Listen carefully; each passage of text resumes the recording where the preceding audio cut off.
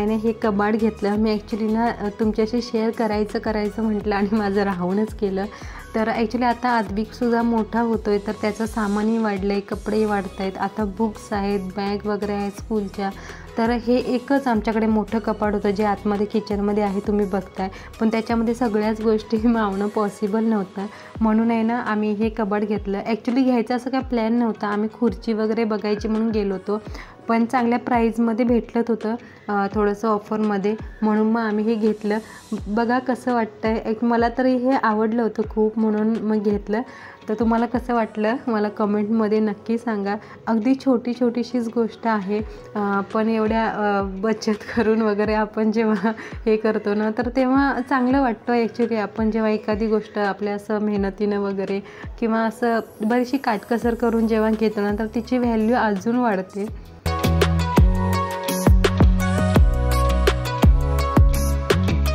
मी फरशी वगैरे पुसून घेतली आणि मिस्टर गेले तर आता आंघोळीला। त्या दोघांची आद्विकची आंघोळ झाली, त्यांनी आद्विकला आंघोळ घातली आणि आता ते आंघोळ करत आहेत। तोपर्यंत म्हटलं मी नाश्त्याची तयारी करते। तर आता आहे ना 8 ते 10 दिवस झाले पोहे बनले नाहीत। नेहमी आमच्या घरी पोहे सगळ्यांना आवडतातच, तर आठवड्यातून एखाद दुसरी वेळ आमच्याकडे पोहा तर असतोच, पण आज सगळ्या भाज्या अवेलेबल होतात घरामध्ये। मग म्हटलं सगळ्या भाज्या टाकायच्या आणि मस्त व्हेजिटेबल पोहे बनवायचे। रेग्युलर पोह्यांच्यापेक्षा चवीला खूप चांगले लागतात। आणि दुसरी गोष्ट म्हणजे एवढ्या सगळ्या भाज्याही आपल्या पोटामध्ये जातात। तर ज्या काही भाज्या होत्या ना फ्रीजमध्ये, थोडंसं फ्लावर, मटर, गाजर हे पण मी कट करून घेतलं।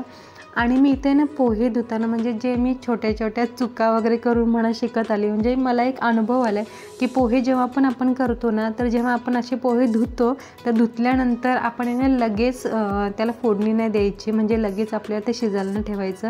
ॲक्च्युली पोहे जेव्हा धुतो ना, तेव्हा कांदा वगैरे कटिंग करायच्या अगोदर पोहे धुवायचे ठेवायचं। जोपर्यंत आपला एक कांदा आणि मिरची कट करून होते ना, 1-2-3 मिनटासाठी आपले पोहे चांगले मुरतात आणि त्यानंतर पोहे ना छान फुलतात, म्हणजे असे मोकळे होतात। आणि जेव्हा आपण लगेच पोहे धुतल्या जर आपण फोडणीला घातले ना, तर ते थोडेसे चिकट होतात, त्याच्यामधलं पाणी त्यांना ॲब्झॉर्ब करायला वेळ नाही मिळत ना, त्यामुळे। तर इकडे नेहमीप्रमाणेच आपण फोडणी घातली, फक्त आहे ना कांदा इथे जास्त मी परतून नाही घेतला। कांदा 50% डन झाल्यानंतर सगळ्या भाज्या घातल्या, त्याच्यामध्ये मीठ घातलं आणि 3 ते 4 मिनिटांमध्येच लो फ्लेमवरती झाकण लावून ठेवलं ना की भाज्या छान शिजतात। तर ह्याच्यामध्ये मी नंतर बटाटा पण ॲड केला। अगोदर जेव्हा भाज्या कट करत होती ना, तर तेव्हा मी विसरून गेली होती बटाटा घालायचा। तर हे वगैरे धुतलं ना पोहे, त्याच्यानंतर मी बटाटा कट केला। तर हे भाजीमध्ये मी घातली हळद आणि त्यानंतर घातली आहे हे पोहे। ते तुम्ही बघू शकता, पोहे अगदी छान आणि मोकळे म्हणजे खुले पोहे। तर थोडीशी कोथिंबीर घातली आहे मी, थोडीशी साखर पण घातली, अगदी अर्धा चमचा, आणि अर्ध्या लिंबाची फोड्याने मी याच्यावरती पिळते। पोह्यांची टेस्ट अशी छान आंबट, गोड आणि तिखट अशी असते ना, तर मस्त छान चटपटीत लागतात पोहे। तर आता आज मी या पोह्यांमध्ये शेंगदाणे नाही घातलेत, मस्त आपली व्हेजिटेबल पोहा रेडी आहे। एकदम मोकळा पोहा आहे आणि पोहे आणि चहा हे एकदम छान असं कॉम्बिनेशन आहे की ह्याची तोड कशालाच नाही। गरमागरम पोहे आणि चहा हा आमचा नाश्ता याचा, या तुम्ही सगळे नाश्ता करायला। कुणाला पोहे आवडतात ना, मला कमेंटमध्ये सांगा। आम्हाला तरी घरी खूप आवडतात, पटकन बनतात, काही टेन्शन नसतं, काही प्रिपरेशन करायची नसते आधी किंवा काही नसतं, आणि खायलासुद्धा तेवढे टेस्टी आणि हेल्दी होतात। तर नाश्ता वगैरे झाला, त्यानंतर मी कपडे धुवून घेतले आणि आता हे सगळं बाथरूम वगैरे क्लीन करून घेते। त्याच्यानंतर भांडी आहेत, जे आता आपण नाश्ता केला त्याची भांडी वगैरे आहेत घासायची, तर ती मी घासेन आणि त्यानंतर मग आपण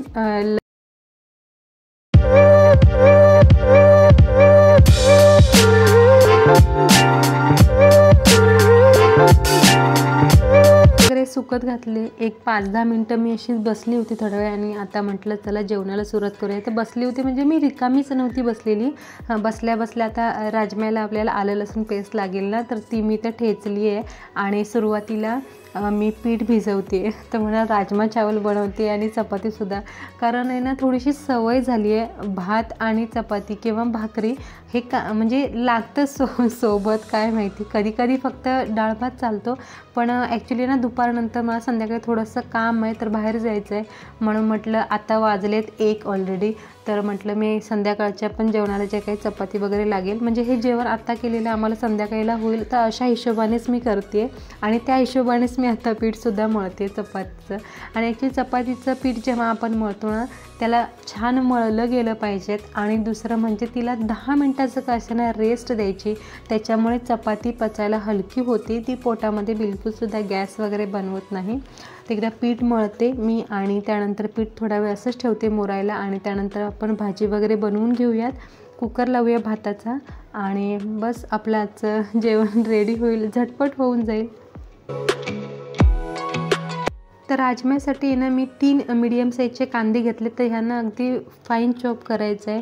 माझ्याकडे हा मॅन्युअल चॉपर आहे, तर ह्याच्यामध्येच मी अगदी बारीक चॉप करेन. तुमच्याकडे जे चॉपर नसेल ना, तर आपला ग्रेटर जो असतो ना, तो जाडावाला ग्रेटर सगळ्यात मोठावाला, तर त्याच्याने तुम्ही किसून घेतलात तरी पण चालेल. तर आता इथे मी 2 मोठे चमचे तेल घेतलं. तेल चांगलं गरम झालं, त्याच्यामध्ये जिरं छान खुलून द्यायचं आणि त्यानंतर हे जे कांदे आहेत हे आपल्याला ह्याच्यामध्ये तळायचे म्हणजे भाजून घ्यायचे आहेत. तर जेव्हा नेहमीच्या नॉर्मल जेवणासाठी आपण जेवढा कांदा भाजतो ना, तर त्याच्यापेक्षा थोडासा डार्क आपल्याला इथे भाजून घ्यायचा आहे. तर कांदा जेव्हा 50% भाजेल, त्याच्यानंतर मी याच्यामध्ये आलं आणि लसूण 1 मोठा चमचा घातली.